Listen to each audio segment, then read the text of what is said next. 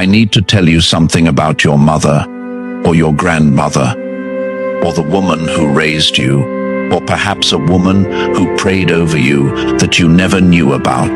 What I am about to reveal is going to make you weep, not tears of sadness, tears of understanding. Because for the first time, you are going to understand why you are still alive, why the enemy could not destroy you, no matter how hard he tried, why you survived things that should have killed you, why there has always been a thin, invisible layer of protection around your life that you could never explain. It was not luck. It was not your own strength. It was a woman's prayers, secret prayers, midnight prayers, prayers whispered over your sleeping body when you were too young to remember. Prayers cried into pillows when no one else was awake. Prayers spoken in kitchens, in cars, in hospital waiting rooms, in moments of desperation that you will never know about. And those prayers did not evaporate. They did not disappear into silence. They were collected, every single one, stored in golden bowls in the throne room of God. Revelation 5-8 says the 24 elders hold golden bowls full of incense, which are the prayers of God's people. Your mother's prayers are in those bowls. Your grandmother's prayers are in those bowls. Every tear-stained, fear-soaked, desperate cry for your protection is stored in heaven's vault. And tonight, God is tipping the bowls, pouring out decades of accumulated, fermented, compounded prayer over your life. All at once. Do not skip this message. If you leave before the end, you will not understand what is being released. You will not know how to receive it. You will not recognize the signs when they appear. Stay until the end. This is not just about you. This is about honoring every prayer that was ever spoken over your life by someone who loved you more than they loved themselves. Before we go deeper, type the name of the woman who prayed for you in the comments. Your mother's name, your grandmother's name. The woman who interceded for you, type her name. Let heaven see it. Let the angels who delivered those prayers see that the harvest is being acknowledged. If she is still alive, this message will bless her. If she has passed, her prayers are still active. Death does not cancel prayer. Type her name now and subscribe immediately, because the harvest that is being released tonight will continue unfolding for months. You will need the messages that follow to steward what is coming. Subscribe now. Now, let me take you to the place where your mother's prayers have been kept. Do not skip. There is a room in heaven that few people know about. Prophets have glimpsed it. Mystics have described it. But most people walk through their entire lives never knowing it exists. It is called the treasury of intercession. In this room, every prayer ever prayed by one human for another is stored. Not as sound, not as words, as substance. When your mother prayed for you, something physical happened in the spiritual realm. Her words became matter. Her tears became liquid gold. Her faith became solid currency that was deposited into an account with your name on it. She did not know this. She thought she was just praying. She thought she was just begging God to protect her child. She did not know that every word she spoke was being weighed, measured, and deposited with compound interest. Think about that. Compound interest. Not simple interest, where the principal stays the same. Compound interest, where the returns generate their own returns. A prayer she prayed over you 30 years ago has been compounding for 30 years. A prayer she cried over you 20 years ago has been multiplying for 2 decades. A prayer she whispered over your crib 40 years ago has been growing since, before you could walk, and the account is full, overflowing, pressing against the walls of heaven, demanding to be released. God held it because the timing was not right. He held it because you were not ready to receive it. He held it because releasing it too early would have overwhelmed you. But you are ready now. The vessel has been prepared. The character has been built. The foundation has been laid, and the timing is perfect. Do not skip. What I am about to reveal will explain why your mother worried about you so much. Let me tell you what she prayed. Because even if you never heard the words, even if she never told you, even if she prayed in a language you did not understand, heaven recorded every syllable. And there were 7 prayers she prayed, more than any others. 7 prayers that formed the foundation of your spiritual protection. 7 prayers that are now ready to manifest in your life. Prayer number 1. She prayed for your protection. This was her most frequent prayer, the one she prayed every night without fail. God, protect my child. Keep them safe. Put angels around them. Do not let anything destroy them. She prayed this when you were an infant and she was terrified of losing you. She prayed this when you were a teenager and she could see you heading toward danger.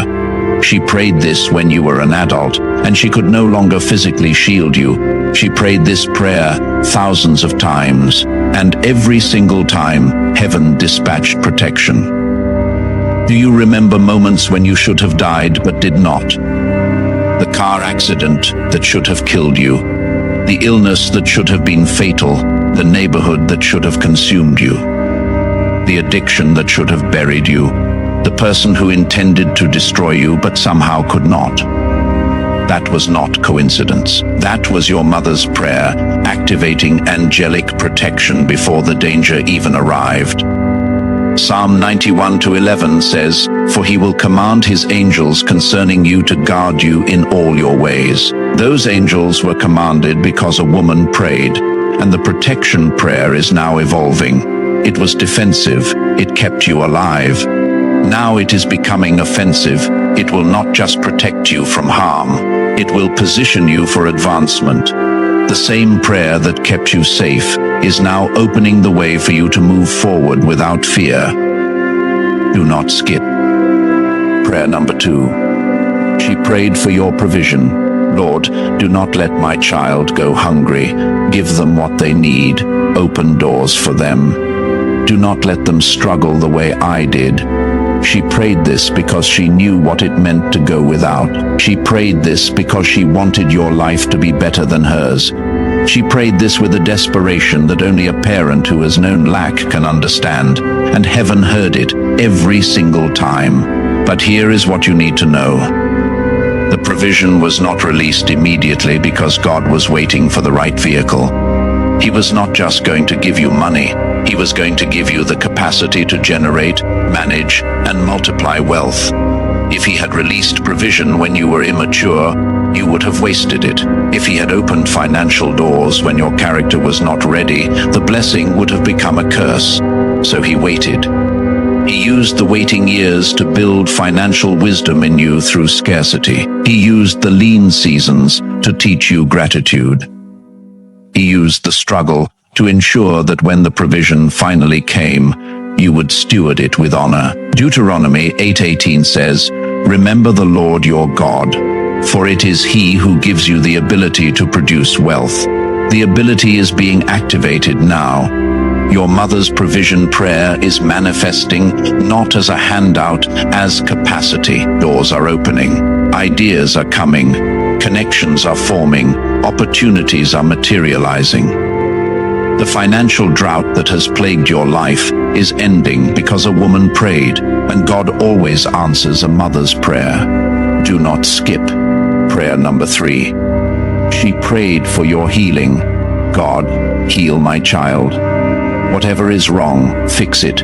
Whatever is broken, restore it. Do not let sickness steal their future. She may have prayed this over a specific diagnosis.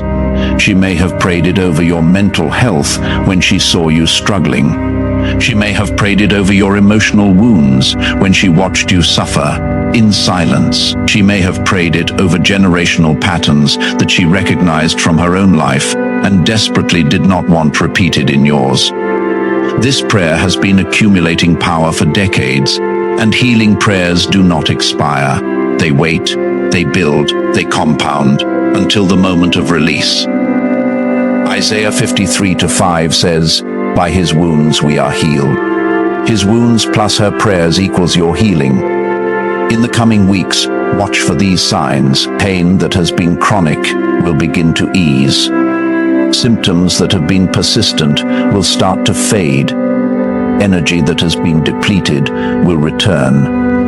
Sleep that has been disrupted will normalize. The body that has been keeping score of every stressful year is receiving permission to reset.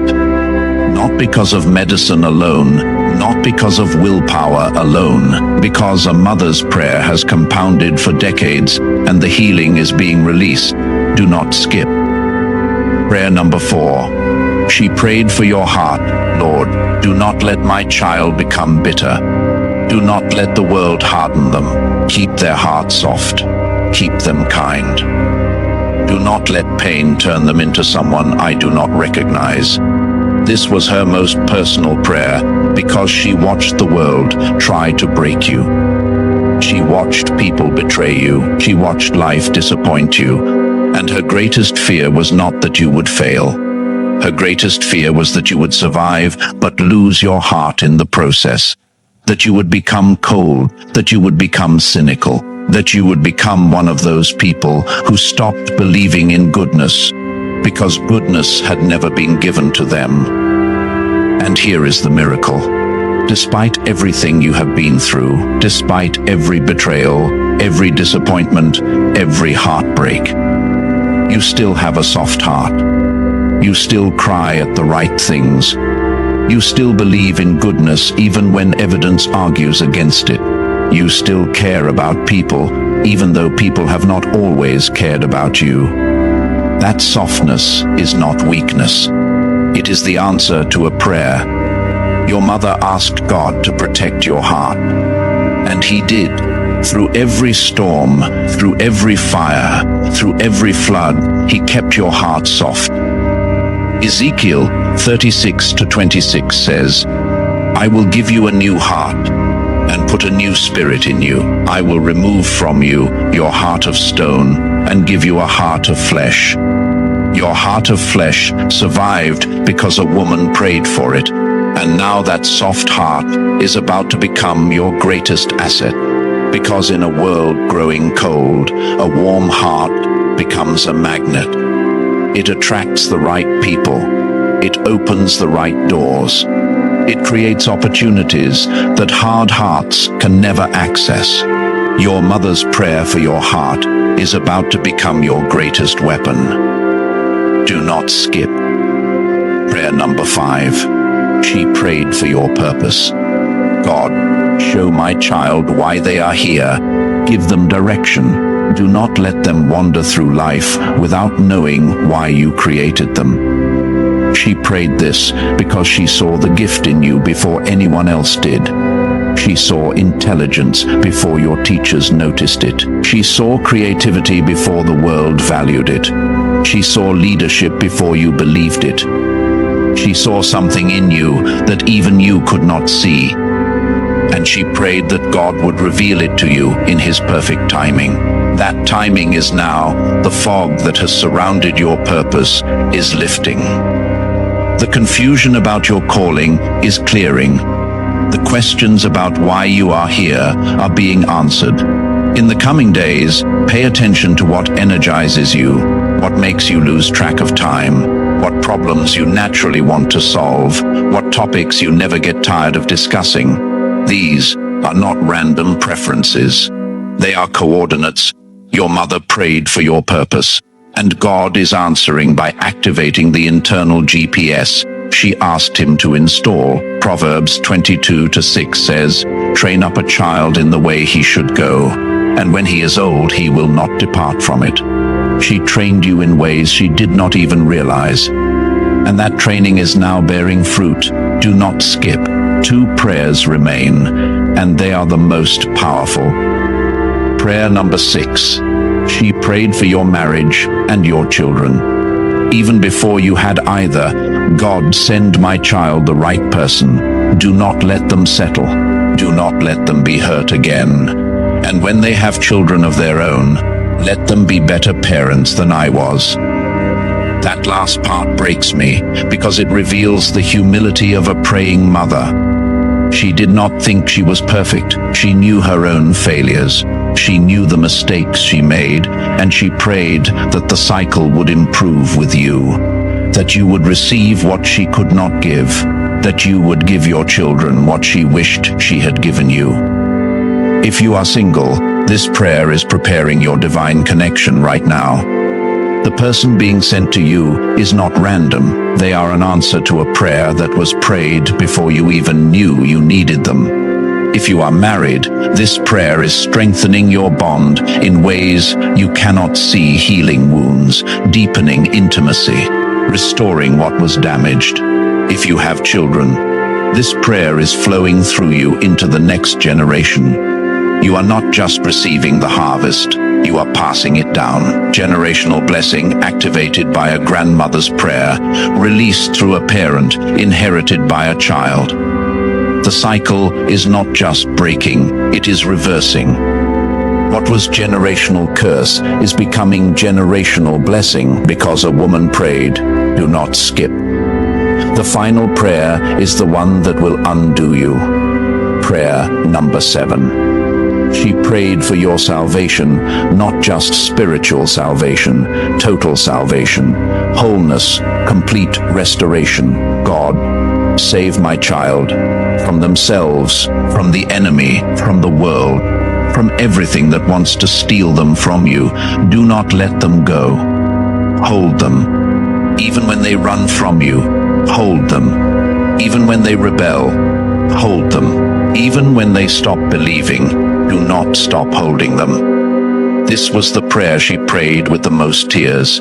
This was the one that kept her awake at night. This was the prayer she returned to again and again and again, because she knew. She knew you would wander. She knew you would doubt. She knew there would be seasons where you would question everything. And she did not pray for you to never struggle. She prayed for you to never be lost, and you were not. Even in your darkest moments, even in the years you walked away, even in the seasons you stopped praying, stopped believing, stopped caring, something kept pulling you back. Something kept whispering your name. Something kept leaving lights on in the darkness so you could find your way home. That was the prayer. Her prayer was a spiritual GPS that would not stop recalculating no matter how many wrong turns you took. And tonight, that prayer reaches its full harvest because you are here. Reading this, receiving this, alive, present, still standing, against all odds, against every attack, against every scheme of the enemy, you are here. And a woman in heaven or on earth is smiling because her prayer worked. John 6:39 says, "And this is the will of him who sent me, that I shall lose none of all those he has given me." None lost. You were not lost.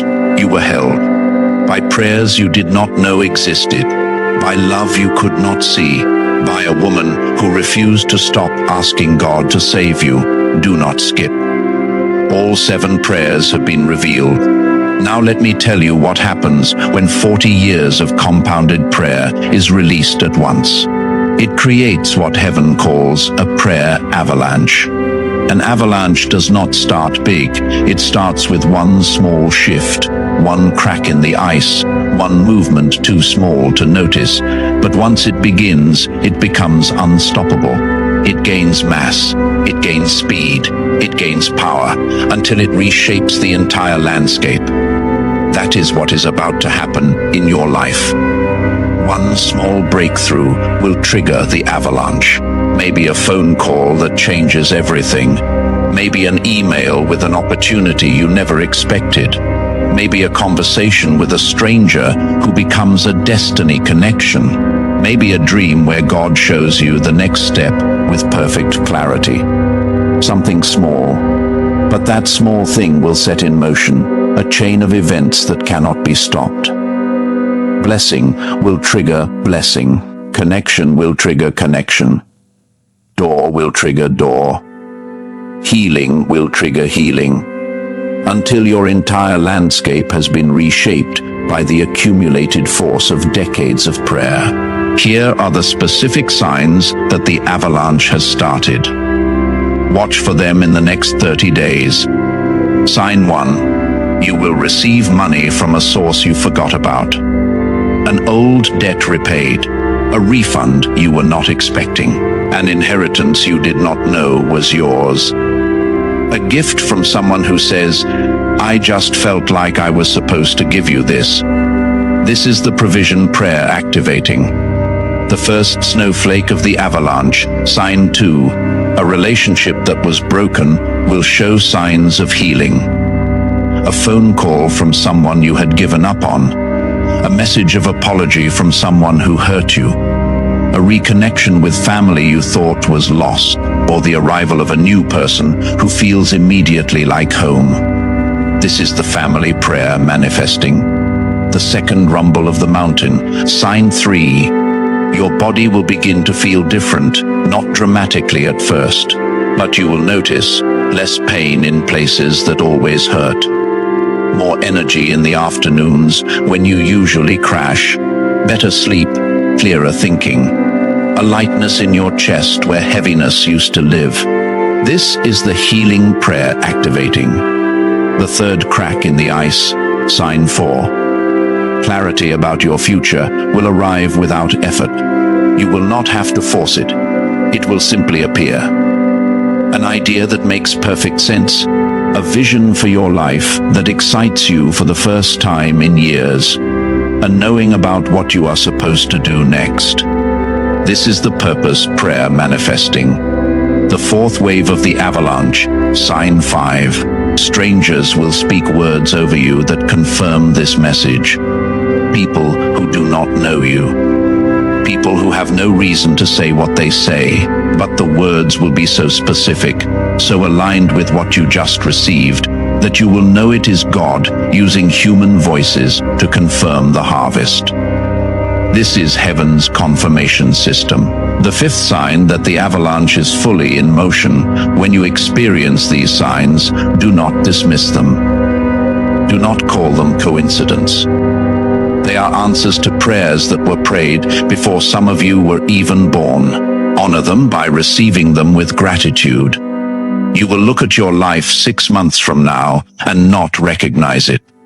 Not because you worked harder, not because you got lucky, because a woman's prayers reached critical mass and the avalanche began. Do not skip. Now, I must tell you something about the woman who prayed.